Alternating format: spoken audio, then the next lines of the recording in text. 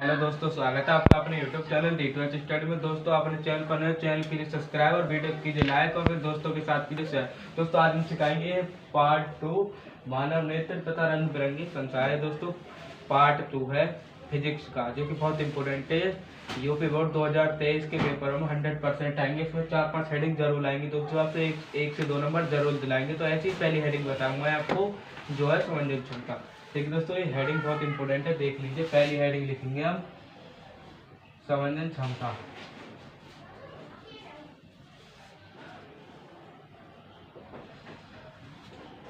दोस्तों, समंजन क्षमता क्या है, इसका क्या अर्थ है, मैं आपको सब समझाऊंगा। तो पहले लिख लीजिए समंजन क्षमता। ठीक है, समंजन क्षमता यह नेत्र लेंस की फोकस दूरी को समायोजित करके क्षमता को नेत्र की समंजन क्षमता कहते हैं। ठीक है दोस्तों, लिख के दिखाता हूँ उसको। इसे लिखिए नेत्र लेंस की फोकस दूरी को, देखिए दोस्तों ऐसे लिखिए, नेत्र लेंस की फोकस दूरी को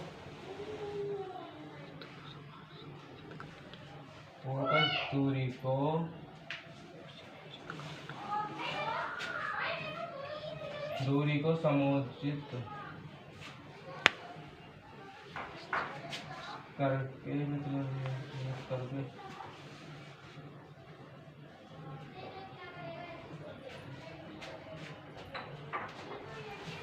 करके ठीक है दोस्तों, नेत्र लेंस की फोकस दूरी को समायोजित करके इस तीन।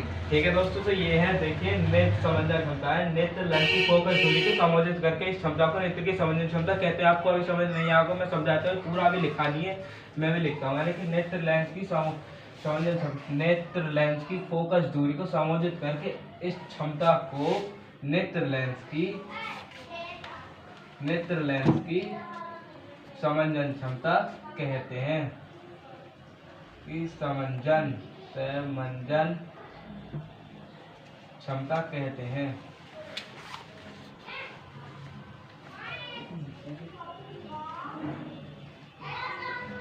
दोस्तों, कैसे कहते हैं मैं आपको समझाता हूँ। यानी कि नेत्र लेंस की फोकस दूरी को समायोजित करके क्षमता को नेत्र की समंजन क्षमता कहते हैं। यानी कि जब कोई आदमी 100-200 मीटर से आता है, तो हमारी जो आंख होती है, यानी कि नेत्र होती है, वो जो है पूरी अपनी जान लगाते हैं। यानी मैं किसी आदमी को 100-200 मीटर से देख रहा हूँ, मेरी पहचानने में नहीं आ रहा है, तो मैं पूरी जान लगा के देखूंगा कि वही आदमी है या नहीं है। तो इसे ही कहते हैं नेत्र लेंस की फोकस दूरी को समंजन क्षमता कहते हैं। इसका यही मतलब है। ठीक है दोस्तों, अब बारी आती है आपको दूसरी हेडिंग की। दूसरी हेडिंग क्या है हमारी? दूसरी हेडिंग है हमारी नेत्र का निकट एवं दूर बिंदु। ठीक है दोस्तों, ये इसके 3 होते हैं, लेकिन मैं आपको 1 से 2 कराता हूँ। यानी कि नेत्र का निकट एवं दूर बिंदु। ठीक है दोस्तों, ये हेडिंग है हमारी नेत्र का निकट एवं दूर बिंदु।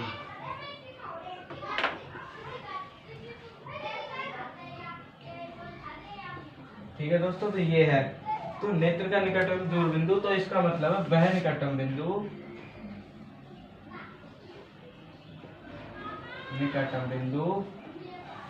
ठीक है दोस्तों, यानी कि वह निकटतम बिंदु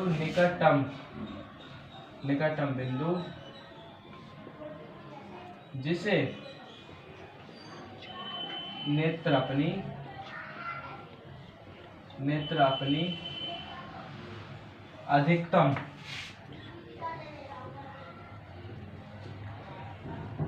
नेत्र अपनी अधिकतम क्षमता लगाकर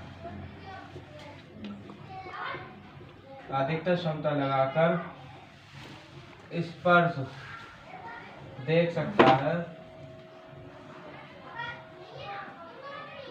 है। ठीक है दोस्तों, पहला तो ये है पहला, मतलब नेत्र का निकट एवं दूर बिंदु, मतलब वह निकटतम बिंदु जिसे नेत्र अपने अधिकतम क्षमता लगाकर स्पर्श देख सकता है, वो नेत्र का निकट एवं दूर बिंदु कहलाता है। सो लिख लीजिए, नेत्र का निकट एवं दूर बिंदु कहलाता है। यानी कि नेत्र का निकट एवं दूर बिंदु कहलाता है। तो दोस्तों कैसे कहलाता है मैं आपको दिखाता हूँ। मतलब नेत्र का निकटतम दूर बिंदु मतलब वह निकटतम बिंदु जिसे नेत्र अपनी अधिकतम क्षमता लगाकर उस पर देख सकता है, नेत्र का निकट बिंदु कहलाता है। कैसे कहलाता है, यानी कि मैं बताता हूँ आपको। जब हमारा कोई 100-200 मीटर से जब कोई हमारा आदमी आ, यानी मैं हूँ 100-200 मीटर से कोई आदमी है और मैं उसे देख रहा हूँ और मेरे पहचानने में नहीं आ रहा, तो मेरी जो आंख है यानी कि नेत्र है, मैं जो उसे देखने में पूरी क्षमता लगा दूंगा, यानी कि पूरी, ये है पूरी नेत्र का निकट एवं दूर बिंदु कहलाता है। यानी कि वह निकट बिंदु जिसे नेत्र अपनी अधिकतम क्षमता लगाकर इस पर देखते हैं, मतलब हम अपनी अधिकतम पूरी ताकत लगाकर उसे इस पर देख सकते हैं, वो है नेत्र का निकट बिंदु कहलाता है। ठीक है दोस्तों, पहला हेडिंग है। ठीक है, पहला है इसका, इसके 3 है, लेकिन मैं आपको 1 से 2 कराता हूँ। अब बारी आती है आपका दूसरी की। ठीक है दोस्तों, दूसरा क्या है, दूसरा है दोस्तों आपका वह दृष्टि बिंदु जिसे नेत्र अपनी अधिकतम क्षमता लाकर इस पर देख सकता है, वो भी निकट दृष्टि बिंदु कहलाता है। ठीक है दोस्तों, दूसरा है वह दृष्टि बिंदु, वह दृष्टि बिंदु, वह दृष्टि बिंदु। ठीक है दोस्तों, वह दृष्टि बिंदु जिसे नेत्र अपनी, जिसे नेत्र अपनी, नेत्र अपनी, ठीक है दोस्तों, इतना कीजिए आप, यानी कि वह दृष्टि बिंदु जिसे नेत्र अपनी, अपनी समंजन क्षमता लगाकर, समंजन क्षमता लगाकर, क्षमता लगाकर स्पर्श देख सकता है, समंजन क्षमता लगाकर स्पर्श, ऐसे लिखिए स्पर्श देख सकता है। ठीक है दोस्तों, स्पर्श देख सकता है,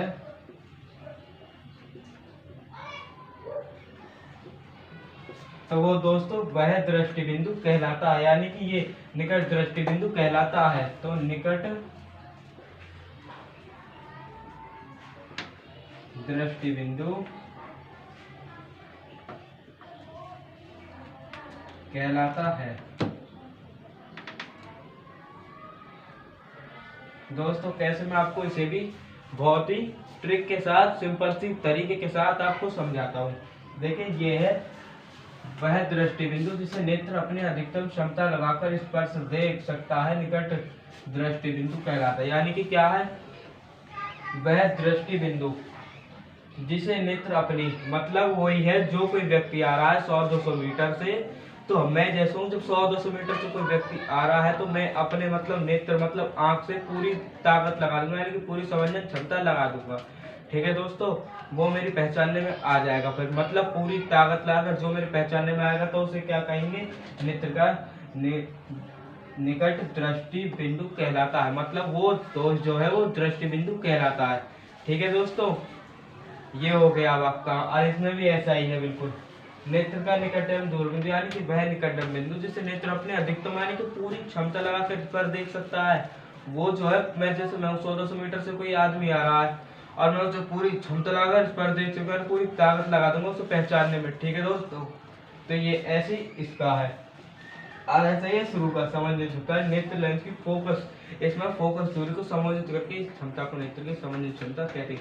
यानी कि जो फोकस दूरी है हमारे, उसे पूरी क्षमता लगाकर इस पर देख सकते हैं, वो क्या कहलाता है, नेत्र लेंस की समझन क्षमता कहते हैं। ठीक है दोस्तों, ऐसे क्या है, नेत्र लेंस समझन क्षमता कहते हैं। ठीक है दोस्तों,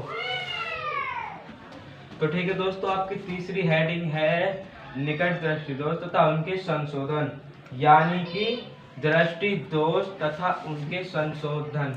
तो हम यही लिखने वाले हैं अभी। यहाँ पर है आपकी तीसरी हेडिंग है आपकी दृष्टि दोष तथा उनके संशोधन।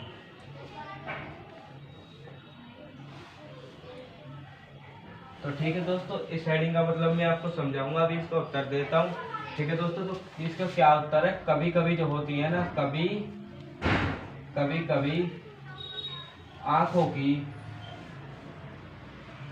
कभी कभी आंखों की समंजन क्षमता, तो कभी कभी आंखों की समंजन क्षमता श्रेष्ठ हो जाती है, ठीक है दोस्तों, कभी कभी क्या होता है, जो हमारी आंखों की समझने की क्षमता जो होती है वो सीमित हो जाए, यानी कि दिखना हमें बहुत कम हो जाता है। ठीक है दोस्तों, तो कभी कभी हमारी आंखों की समझने की क्षमता जो होती है सीमित हो जाती है, जिसके कारण सीमित हो जाती है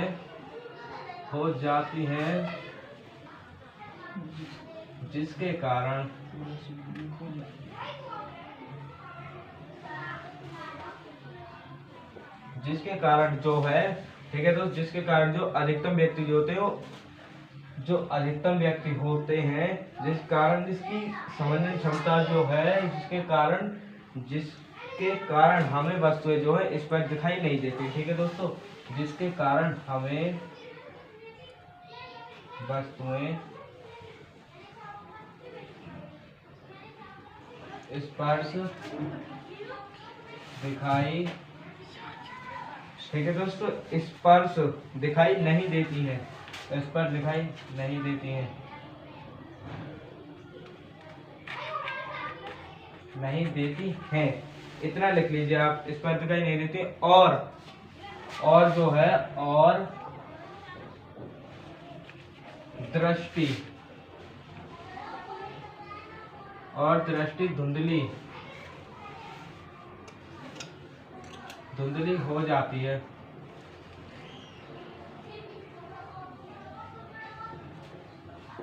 ठीक है दोस्तों, इतना लिख लीजिए, ये बहुत बड़ा है पर मैं आपको पूरा नहीं थोड़ा सा ही कराया था। देखिए, दूर दृष्टि दोस्त तथा उनकी कभी कभी जो आंखों की समझने की क्षमता जो होती है वो सीमित हो जाती है, जिसके कारण हमें वस्तुएं स्पर्श दिखाई नहीं देती। ठीक है, और दृष्टि जो है वो हो जाती है धुंधली। ठीक है दोस्तों, इतना लिख लिया, दृष्टि हो जाती है धुंधली।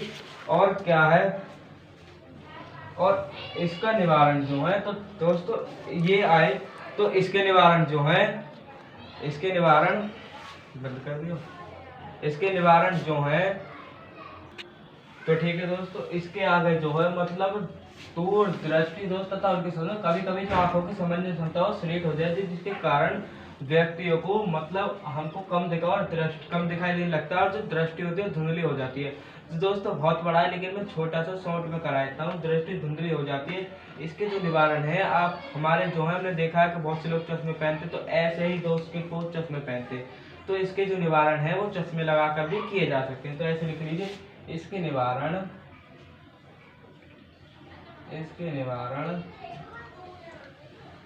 चश्मे लगाकर किए जा सकते हैं, इसके निवारण चश्मे लगाकर किए जा सकते हैं।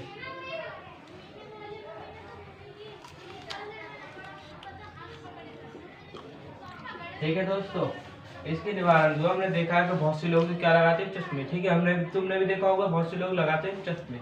कैसे लगाते हैं, वो दूरदृष्टि दोष होता है उनको, जो मतलब जो दूरदृष्टि दोष का मतलब है, जो पास की तो वस्तुएं होती हैं, उन लोगों को पास की वस्तुएं तो बिल्कुल स्पर्श दिखाई देती है, परंतु निश्चित रूप से आने वाली वस्तु, यानी कि जो आने वाली वस्तुएं होती हैं वो स्पर्श नहीं दिखाई देती, इसे ही दूरदृष्टि दोष कहते हैं। और इसके संशोधन, तो इसके संशोधन जो है वो है, इसके संशोधन चश्मे लगाकर ही किए जा सकते हैं। और व्यक्ति जो होता है, ऐसा व्यक्ति जो होता है, उसकी आंख में निम्नलिखित दोष होता था, यानी एक प्रकार का बीमारी हो जाती है। तो हम लिखेंगे, ऐसे व्यक्ति को मतलब चश्मे लगाकर किए जाते हैं। और यहाँ पर लिखे, और इस प्रकार के व्यक्ति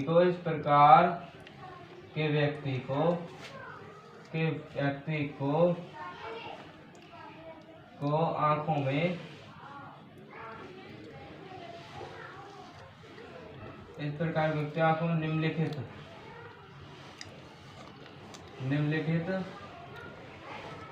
दोष हो जाते हैं।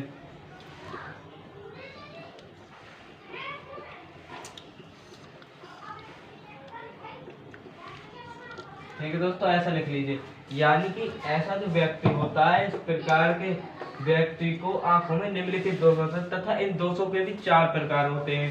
पहला प्रकार जो होता है, पहला जो आदमी होता है उसे तो मतलब कुछ भी हो सकता है, दूर का भी नहीं, किसी व्यक्ति को तो दूर का नहीं दिखता, किसी को पास का नहीं दिखता, मतलब कई प्रकार के दोष है। तो मैं आपको 4 दोष बताता हूँ।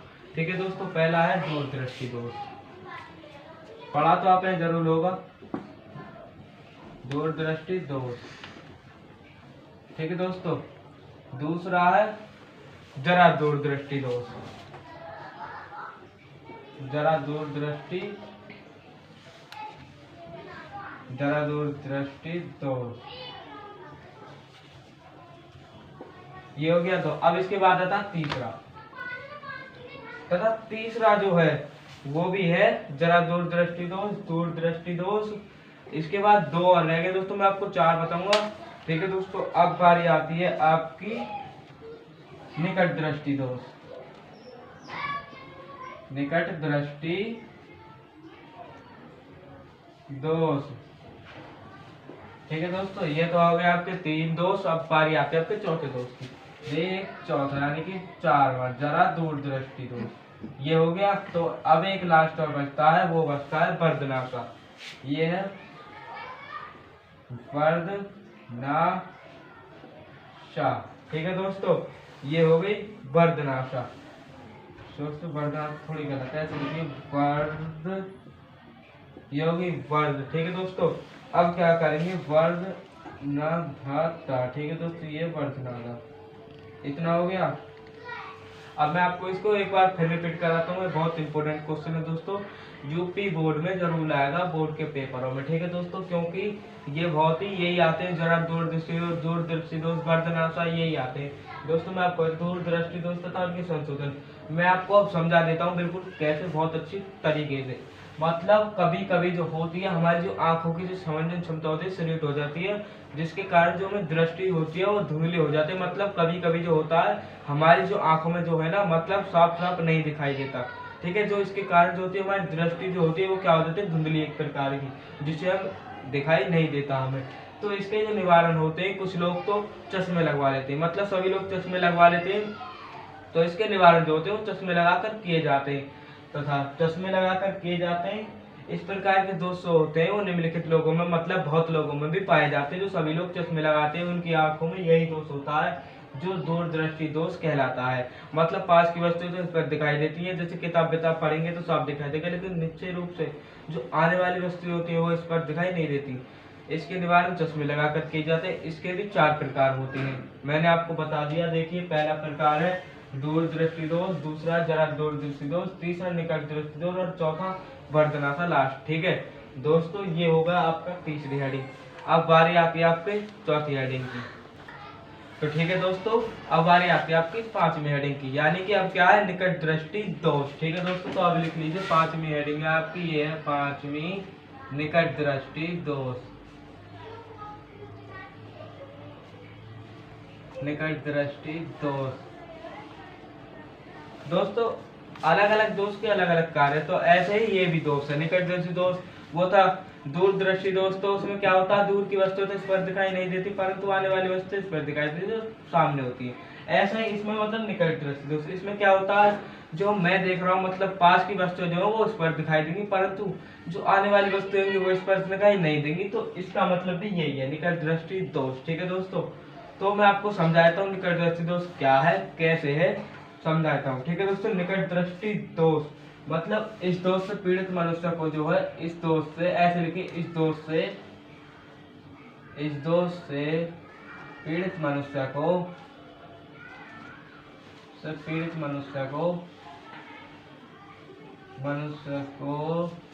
पास की वस्तुएं, इस दोष से पीड़ित मनुष्य को पास की वस्तुएं स्पर्श। ठीक है दोस्तों, ऐसे लिखे, इस दोष से पीड़ित मनुष्य को पास की वस्तु इस पर दिखाई नहीं देती, परंतु निश्चय रूप से आने वाली वस्तु इस पर दिखाई देती है। ठीक है दोस्तों, तो ऐसे लिखे, इस दोष से पीड़ित मनुष्य को पास की वस्तु इस पर दिखाई नहीं देती। ठीक है दोस्तों, तो मैं ये लिख रहा हूँ, इस दोष से पीड़ित मनुष्य को पास की वस्तुएं इस पर दिखाई नहीं देती। ठीक है, इस दोष से पीड़ित मनुष्य को पास की वस्तु इस पर दिखाई नहीं देती, परंतु निश्चय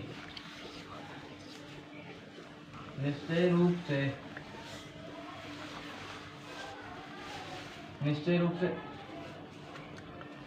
आने वाली वस्तुएं,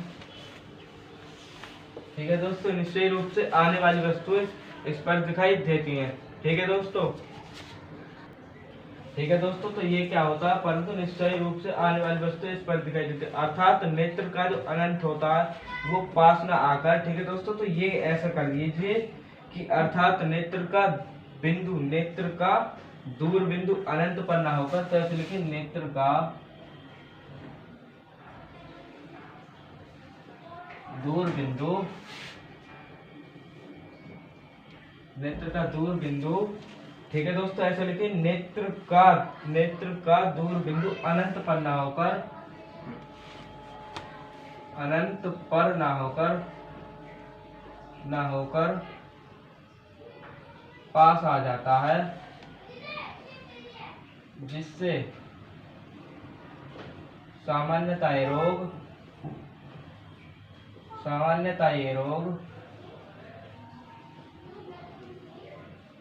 ये रोग 10 से 16 साल की 10 से 16 साल की उम्र में होता है। दोस्तों क्या है ये, मतलब निकट दृष्टि दोष। मतलब निकट दृष्टि दोष का मतलब है इस दोष से पीड़ित मनुष्य को, मतलब निकट दृष्टि दोष, इस दोष से पीड़ित मनुष्य को क्या होता है, पास की वस्तु तो इस पर दिखाई नहीं देती, परंतु मतलब एक वस्तु खड़ी है 100-200 मीटर, वो आने वाली वस्तु है, तो मतलब आने वाली वस्तु जो होंगी वो इस पर दिखाई देंगी, परंतु जो पास होंगी, जैसे अखबार पढ़ रहे हैं तो वो जो होंगी वो वस्तु इस पर दिखाई नहीं देंगी, मतलब अखबार में जो लिखा है, कॉपी में जो लिखा है वो बिल्कुल भी नहीं दिखाई देंगी, और जो आने वाली वस्तुएं मतलब 100-200 मीटर वो बिल्कुल साफ दिखाई देंगी। तो यही होता है निकट दृष्टि दोष का मतलब। ये दोष जो होता है ज्यादातर या तो होंगे 10 साल के बच्चों के लिए, या होंगे 16 साल के बच्चों के लिए, या इससे ऊपर भी हो सकते हैं। ठीक है दोस्तों, आपको इतना ही आज के लिए, पर आपको हमारी वीडियो अच्छी लगी हो तो वीडियो कीजिए लाइक और चैनल कीजिए सब्सक्राइब, और जय हिंद जय भारत।